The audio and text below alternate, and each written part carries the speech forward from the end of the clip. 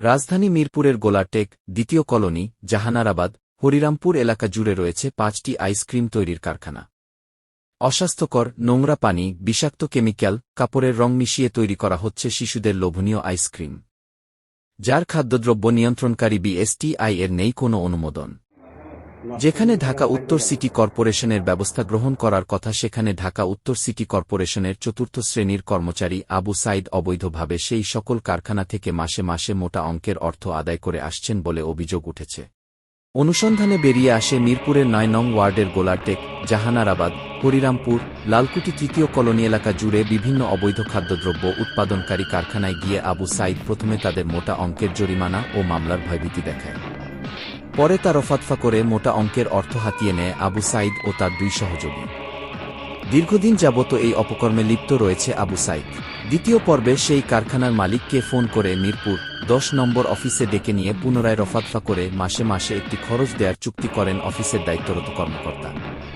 আর সেই টাকা প্রতি মাসে আবু সাইদ আদায় করে থাকেন বলে জানান গোলাটের ৩ জন আইসক্রিম কারখানার মালিক মনির হোসেন, দ্বিতীয় কলোনির রানা ও জাহানারাবাদের আরেক মালিক আনোয়ার হোসেন।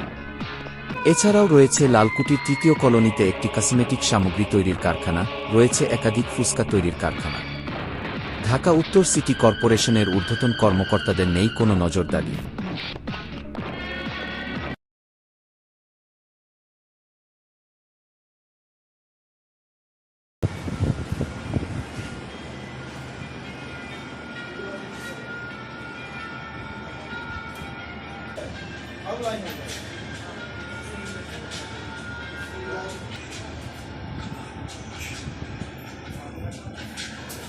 লাইট দেবেন তো না ওগুলা কোনো লেভেল আছে মানে খোলাখুলি শুধু তৈরি করেন এই তো কে আছে কেউ নাই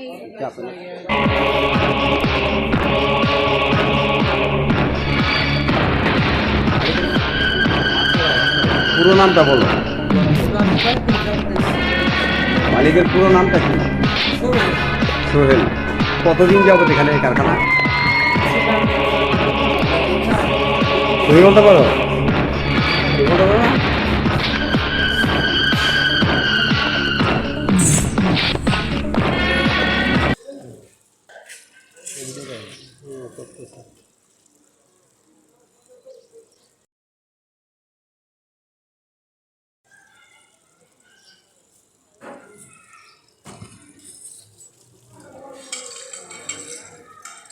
এই বোতলের গোডাউন সব, এই যে তেলেরই এই যে তেলের বোতলজাত করে এখানে।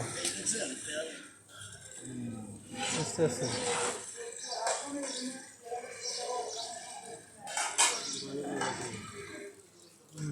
এইসব বোতল